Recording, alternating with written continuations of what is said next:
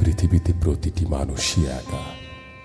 জীবনের নানা চরাচরে এসে আমি একসময় এই সত্যকেই অনুধাবন করেছি। এই ক্ষণিকের দীর্ঘ জীবন পথে অনেকেই বন্ধু হয়, কিন্তু শেষ অবধি কেউ থাকে না আমাদের সাথে। শেষের পথে এসে আমরা প্রত্যেকেই হয়ে যাই সেই একা।